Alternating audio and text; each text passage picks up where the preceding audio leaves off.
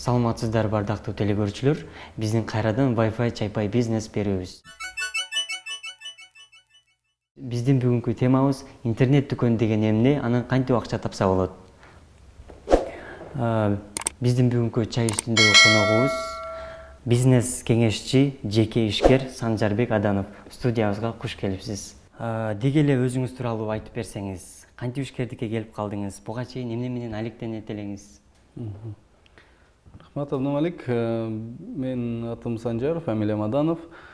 Азыркы мезгилде бизнес-консультант, бизнес-тренер, анан dostosh.kg аттуу интернет-магазинди түштүк регион, айрыкча Ош шаарын камтый турган интернет дүкөндүн ээси катары өзүм тааныштырып кетсем болот. Биз бизнес сферасына кандай келип калдык? Буга чейин мен өзү кадимки эле кызматкер катары аэропортто, бир нече туристтик компанияларда, кээде окутуу борборлорунда иштеп келгенмин. Анан ал жерлерде негизинен айлыкка иштечүбүз. Эми өзүмө жеке иш кылып, өзүмө жеке чоң киреше табуунун жолун ойлобосом болбойт деп, анан акыры өзүмө ушундай дүкөн ачканмын. Ал дүкөндү бир чөйрөгө эле байлабастан, бүт Ош шаарындагы кайсыл жерде болбосун, кардар отурган болсо, ошол кардарга жеткирип берүү, бардык кардарларды камтуу максатында анан интернет дүкөн кылып ачтык. Азыркы мезгилде интернет дүкөн Ош шаарында биздикиндей тамак аш, азык-түлүк жана канцтоварларды жеткирип берүү кызматын аткарган интернет дүкөн жалгыз гана биз, башка эч ким жок. Бишкек шаарында көп экен, аябай өнүгүп калыптыр, бирок Ош шаарында жалгыз дүкөн ээси бизбиз. Эми ошого айтсаңыз, интернет дүкөндөрдүн дүйнөдөгү орду кандай? Анын ичинде өзгөчө мына Кыргызстанда канча, болжол менен айтканда канча интернет дүкөнү бар? Айрыкча түштүктө барбы? Жалал Абадтабы же Баткендеби, Оштон сырткары? Жакшы суроо, бирок биз жалпы Кыргызстан боюнча, мисалы жалпы дүйнө жүзү боюнча алып келсек, дүйнө жүзү боюнча интернет сооданын валовый продуктунун ошол баасы, мисалы сооданын суммасы 2 миллиард 300 миллион долларга жетип калган азыркы мезгилде. Бул деген аябай чоң сумма. Ошону көбүнчө Америкада жана Китайда турган магазиндер жүргүзөт ал сооданы. Анан бир аз бөлүктөрүн ушул Орто Азиядагы жана башка өлкөлөрдөгү интернет дүкөндөр иш алып барат. Алардын, мисалы биздин Кыргызстанда бул сфера эми гана пайда болуп келатат, жаңы өнүгүп келатат, бирок аябай перспективасы жогору десек болот. Себеби ушул күндөргө азыркы Кыргызстандагы статистика боюнча интернет колдонуучулардын саны 4 миллион адамга жетти.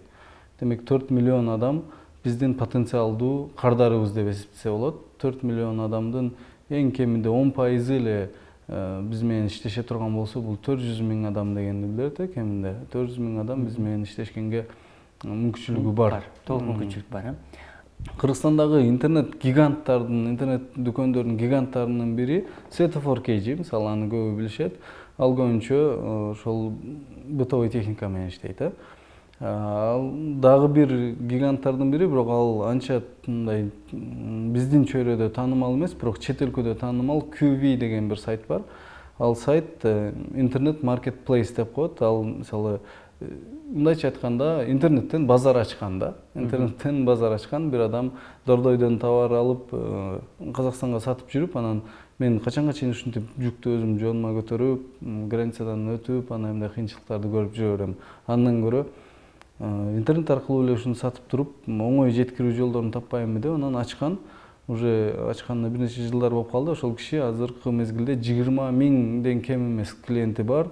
Бир нече миллион долларлык оборотторду айланып турат. Ошол Кыргызстандан айрыкча мисалы балды же болбосо бизде жеңил өнөр жайы өнүккөн го. Могу окшогон кийим кечелерди тиккен цехтер Бишкекте аябай көп. Алар кардар менен байланышуу жолдорун таппай жүргөндөр толтура да. Алар Россияда болсун, Батышта болсун, кайсы жерде болсун бир кардар менен байланыш керек. Өзү барып ошол цехтин ээси барып сүйлөшүп келүүгө мүмкүнчүлүгү жок. Ал жөн эле интернет QV'ге жайгаштырат өзүнүн товарын. Ал жактан бирөө бир кардар чыгат дагы байланышып ошону алып кетет. Бул интернеттеги кардар менен сатуучуну байланыштырып коюунун эле жолу. Бирок ошол аркылуу бир нече миллиондогон долларларды таап, азыр жакшы келаткан дүкөн бар. Рахмат. Анда интернет дүкөн жөнөкөй дүкөндөрдөн эмнеси менен өзгөчөлөнүп турат? Анан ошол интернет, мисалы өзүңүз дүкөндө айтып кетсеңиз да, башка дүкөндөр менен эмнеси менен айырмаланып турат сиздин интернет дүкөнүңүз? Анан аны кантип атса болот? Канча каражат кетет болжол менен? Интернет дүкөндү ошол жанагы айтып өткөнүмдөй эле социалдык тармактардан ачуу оңой. Ал жерде жөн эле Instagram баракча же болбосо Facebook баракча ачып эле ошол жактан реклама кылып, WhatsApp тиркемеси аркылуу таркатып эле ссылка берип, ошол аркылуу товарларды сатса болот. Ал жакта каражат кетпейт. Жөн гана товарды даярдаш керек. Товарды өзгөчө бир көз караш менен даярдаш керек да. Сайт ачуу бул бир аз кыйыныраак. Сайт ачканда анда хостинг деп коет, интернеттен бир орун сатып аласың. Домен деп коет, интернеттен бир ат, өзгөчө башка эч кимге окшошпогон бир ат сатып аласың. Анан атайын программисттер менен дизайнын түзүп, атайын сайт жасап чыгасың дагы. Аны SEO деп коет, ар дайым кайталап, жаңылап, жана Google'дан издөө салабыз го, ошо издөө салганда эң биринчиге чыгыш үчүн көп жолу аны жаңылап туруш керек, тынбай маалымат киргизип туруш керек дегендей. Ошол жагы кыйыныраак, кымбатыраак. Ал жака канча десем, минимум $200 жогору сумма кетет, 200 евродон десек болот. 200 евродон эң минималдуу сумма ошондон жогору карап кетет. Башка дүкөндөрдөн өзгөчөлүгү кандай дедиң? Башка дүкөндөрдө мисалы жөнөкөй шаарды толтура миңдеген дүкөндөр бар. Биздикине окшогон деле азык-түлүк саткан дүкөндөрдөн миңдеген. Алар отурат, ошол жерде клиентти күтүп отурат. Клиент ошол жердеги гана чөйрөдөгү адамдар келиши мүмкүн, же ошол жактан жолдон өтүп калган бир адам гана кирип калышы мүмкүн. Интернет дүкөн ачсаң, сен шаардын кайсы чекти болбосун, ошонун баардыгын аласың. Өзүң дүкөнүң шаардын бул бурчунда, батыш бурчунда болсо, чыгыш бурчундагы адамга дагы товар сатуу мүмкүнчүлүгү бар, же болбосо чет өлкөгө дагы сатууга мүмкүнчүлүк бар. Бул биринчи өзгөчөлүк. Экинчи өзгөчөлүк, кээде өзүңдө жок товарды дагы сатсаң болот дегендей. Мисалы заказ аласың кандайдыр бир товарга, өзүңдө жок. Аны сүрөтүн алып, кай жерде бар экендигин билесиң, канчадан сатылат экендигин билесиң. Ошого бир аз үстөк баа кошуп туруп эле жарыя бересиң. Адамдар ошону тандап сатып алам дегенде барып туруп эле бул жактан алып, бул жакка сатып коесуң. Ошол оңой жолдору бар. Берки кадимки дүкөндө андай кыла албайсың да, өзүңдө жок товарды сунуш кыла албайсың эч кимге. Жана мен өзүм башына тааныштырып өткөндөй, мен бизнес консультант болуп дагы иштейм. Биздин ошол Европалык өнүктүрүү банкы менен анча мынча иш кылып калабыз, же болбосо ошо шаардагы кээ бир ишканаларды эл аралык деңгээлге жеткирүү боюнча консультацияларды өтөбүз, кеңештерди беребиз, мындайча айтканда. Ал кеңештер эмне? Мисалы, бул жерде азыр менин кол алдымда бир нече стандарттар турат. Бул ISO 9001 стандарты жана ISO 22000. Мындай стандарттан аябай көп түрү бар. Бул эмне? Дүйнөлүк эң чоң бизнес ээлери өздөрүнүн бизнестерин же өнүккөн бизнестер бардык бизнес кандай дүйнөлүк деңгээлге чыгыш үчүн, же болбосо мисалы пищевое производство боюнча 22000 стандартта тазалык, тамак аш чыгаруу өнөр жайында тазалык кандай деңгээлде болуш керек экендигин изилдеп туруп, атайын стандартка келтиришкен. Ошол стандартка жеткирип өнүктүрө алсаңыз, сиздин товарды чет өлкөдө, бардык өлкөдө алат дегенди билдирет да. Биз ошого Ошто бир ишкананы азыркы мезгилде ошо тамак аш коопсуздугу боюнча эл аралык деңгээлге жеткирдик. Интернет дүкөнүңүз тууралуу айтып берсеңиз, ага кантип ачтыңыз, капиталды кантип баштадыңыз, сизге ошол интернет магазинге айландырганга эмне түрткү болду? Ошол боюнча айтып берсеңиз. Биз ошол эл аралык стандарттар боюнча айтып өтпөдүкпү? Ошондо бир мындай бир принцип бар, PDCA деген бар. Ошондо мисалы пландаштыр, аткар, чек деген изучай деп которуп коюптур бул жерде, же болбосо изучай же текшер же аныкта, анан кийин жакшырт деген мааниде келет. Мындай бул айланып тура турган, дайыма айланып тура турган принцип да. Мисалы ушул окшогон бир принциптер менен иштейбиз биз интернет дүкөнүбүздө. Эмне кылдык? Биз шаардагы бир достук жашоо комплекси деген жаңыдан курулган үйдүн жанында карасак дүкөн жок экен. Ошол жерден орун издеп жүрдүк, көпкө чейин издедик. Акырын бир орун чыгып калды. Ошол жерге азык түлүк дүкөнүн ачтык. Анан биринчи пландаштырдык, анан ачтык. Анан аз эле товар коюп көрдүк. Биринчи аз эле товар коюп кардарды көрдүк. Кардар эмне сурайт? Эмнени көп сурайт? Бул жокпу, бул жокпу деп сураган сайын эртеси ошол товарды толуктай бердик. Акыры ошол жердеги кардарларга эң керектүү гана товарлар келе турган болуп калды да биздечи. Мисалы баштаганда эле чоң капитал менен баштап алгандар бар, алар көп каражатты өтпөгөн товарга киргизип алышы мүмкүн да. Мисалы биз андай кылбадык, аз товар киргизип туруп, элдин суроо талабын күтүп, суроо талабын айтылган сайын толуктап туруп, анан ошол дүкөнүбүздү өнүктүрүп алдык. Азыр чынын эми кандай десем, баштапкы капиталым жөнүндө суммалап айтпай эле коеюн, аз эле сумма менен баштаганбыз, мындай бүдөмүк айтканда.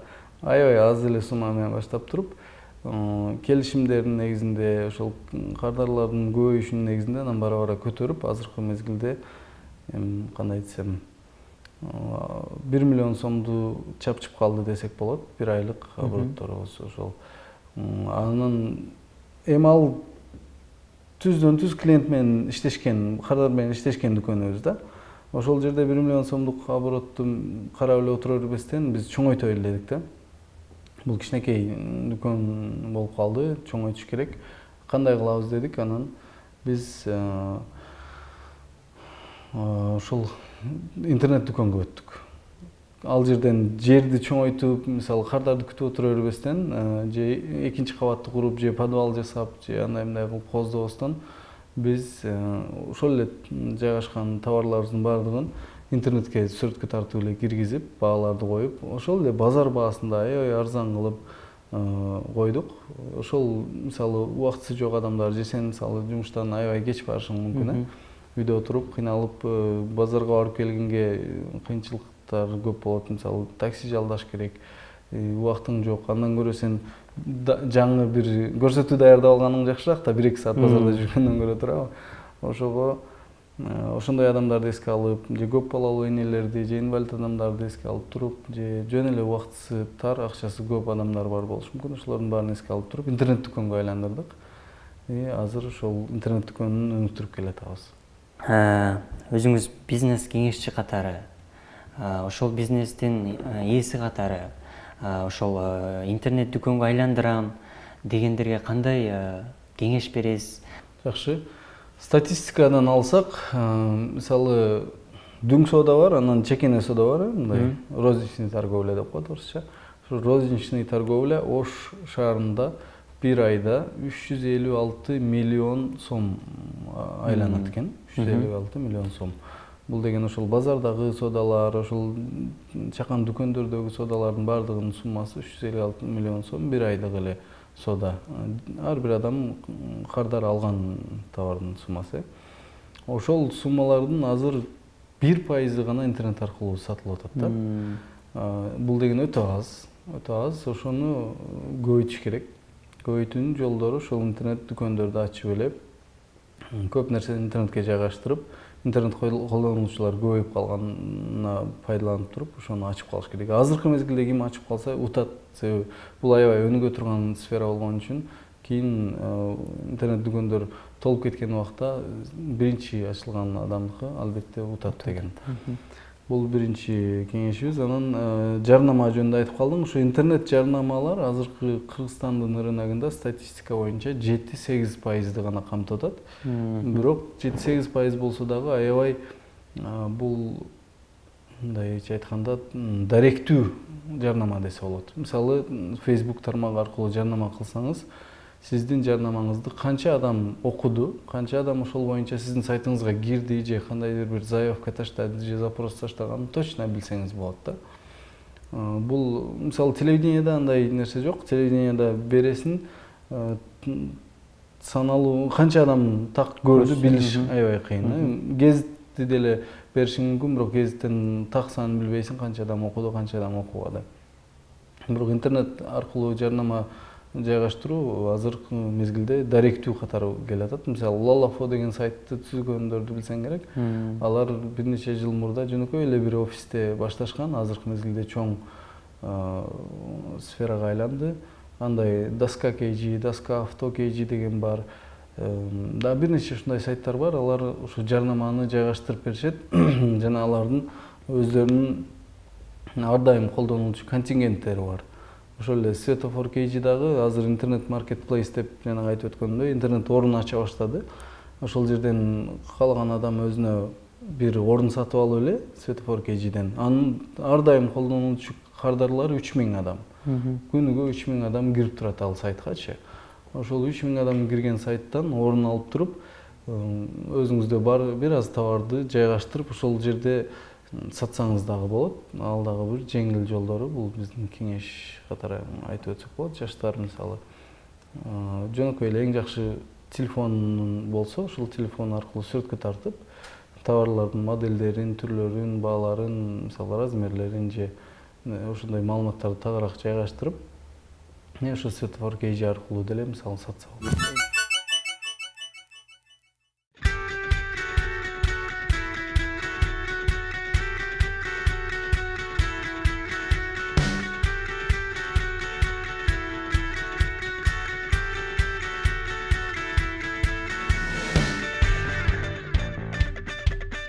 Саламатсызбы? Досош KG дүкөнү. Сиз бизден товарларды заказ берген экенсиз. Жалпы суммасы 375 сом болду. 1 сааттын ичинде жеткирип беребиз. Макул? Эмне фантазияң эмнеге жетсе, колуңан эмне келсе, жанагы мен айтып өткөндөй уникальный торговый предложение. Өзгөчө эмне товар сунуш кыла алсаң, ошол сен үчүн эң жакшы багыт да. Мисалы, мен жалпылап айта албайм, мына багыт эң жакшы, мына багытты гана алгыла депчи. Эмне колуңан келет? Эмне азыркы учурда эмне капиталың бар? Айланаңы кара, эмнең бар? Ошол бар нерсең менен гана иш баштасаң дагы болот интернет аркылуу. Ошонусу жакшы. Себеби жаңы сферага, өзүң такыр түшүнбөгөн сферага кирип алып, ошол багытта интернет магазин ачып алып, аны өңтүрөм деп кыйналып түшүнбөй жүргөндөн көрө, өзүң билген багыт эмне? Ошол багытта жөнөкөй консультацияларды өтүп, окутуп, китептерди даярдап деле иштесе болот. Мисалы, котормолорду кылып иштесе болот. Кыргыз тилинен орус тилине, орус тилинен кыргыз тилине которуунун кызматтарын деле интернет дүкөн сыяктуу ачып, ал жерде азыркы мезгилде ошо кыргыз тилинин баалуулугу өсүп келаткан мезгилде өтө көп документтер орус тилинде болуп калып туруп, профессионалдуу түрдө которгон адамдар жок. Толтура китептерди которгон адамдар жок. Мисалы, эң жөнөкөй өнөр да, буга эч нерсе керек эмес. Сенде бир кичинекей компьютериң болсо, үйүңдө отуруп алып эле адамдардын барактарын алып, которуп берип, акысын алып иштесе болот. Ошол эле Элсом деген тармак чыгып калды азыр. Кардар сага Бишкекте туруп деле же башка өлкөдө туруп деле сага ошол Элсом аркылуу же башка счет аркылуу акчаны которот. Сен анын берген маалыматын которуп, кайсы тилге кааласа ошол тилге которуп берип, профессионалдуу түрдө мисалы жиберсең болот. Эң жөнөкөй мисалы ушул аркылуу дагы баштап көрсө болот, эгер тил билген адам болсо, мисалы да. Жана башка өнөрлөр толтура, багыттар толтура, кимде эмне мүмкүнчүлүк бар, ошо менен баштаса болот. Жөнөкөй эле кол менен жасаган нерселерди сатып дагы иштеп атышат. Биздин Алайда бир адам жанагы лизун деген нерсени, азыр жаш балдар көп ойногон нерсени интернеттен эле рецептин үйрөнүп туруп эле кантип жасаш керек экендигин жасап, азыр чоң Глобус сыяктуу чоң гипермаркеттерге жеткирип берип иштеп, ал өзү инвалид адам, бир буту жок, бирок ошонусун эч качан билдирбейт. Ошого карабастан аябай чоң ийгиликтерге жетишип, чоң соодаларды жүргүзүп келатат. Керек болсо ошол багытта консультацияларды берип, филиалдарды ачып келатат да. Жөнөкөй эле өнөр болсом, ошону үйрөнүп туруп. Жана башка кыскасы эмнени кыла аласың, эмне өнөрүң бар, ошол багытта иштеп кетсе болот. Анан жыйынтыктоочу суроону берейин. Ошол мамлекет тарабынан же башка салык тарабынан мындай кандай жеңилдиктер бар интернет магазиндерге, кандай колдоолор бар мамлекет тараптан? Эми кандай десем, бул сфера азырынча мамлекет тарабынан өтө жакшы колдоого ээ болуп элек. Бирок Кудай кааласа боло турган эле багыт болуп келатат. Азыркы мезгилде интернет соода боюнча мыйзам иштелип атат, бирок кабыл алына элек. Жогорку кеңешке жиберилген бойдон, кабыл алына элек бойдон турат азыркы мезгилде. Себеби бир аз толуктоолор киргизиш керек болуп турган мезгил. Ал мыйзам толук бүт элек. Ошонун негизинде интернет соодада кирешең боюнча кадимки эле салыкты төлөйсүң. Анан бул жакта жанагы нак соодадан караганда которуу жолу менен төлөнгөндүгүнө байланыштуу. Которуу жолун төлөнгөндө налогту, мындай салыкты азыраак төлөйт да, ошол гана жеңилдиги бар. Анан кандай десем, мисалы дүкөн ачсаңыз, албетте ачкан күндөн баштап эле патент алыш керек болот да. Интернет дүкөн ачканда сразу патент албайсыз. Кандайдыр бир деңгээлге жетип, акчалар, чоң суммадагы акчалар сиздин счетуңузга же сомуңузга которула баштагандан кийин гана ошондо гана налог төлөп, салык төлөп баштайсыз. Ошон үчүн бул жагынан жеңилдик бар. Мындайча айтканда бул жеңилдик кандай мамлекет тарабынан бир упущение болгон сыяктуу, көз жаздымда калып кеткен нерсе сыяктуу билсе да болот, бирок бул багыт жаңы баштап аткан ишкерлер үчүн жакшы нерсе. Себеби биринчи баштаган адам салык төлөгөнгө каражат жетпей калышы мүмкүн, же болбосо ал дүкөнү өнүкпөй калышы мүмкүн, бир ай, 2 айдан кийин жабылып калса дагы деле салык төлөй бербестен, ал биринчи баштаганда салык төлөбөй туруп баштап кандайдыр бир чоң каражаттар, суммалар счетуна которулганга чейин салык төлөбөй баштап алса болот. Бул ага поддержка болот дейм. Рахмат. Сиздер менен мен Wi-Fi Чайпай бизнес берүүсүндө Абдумалик Базарбаев болдум. Кийинки көрүшкө чейин сак саламатта болуңуздар.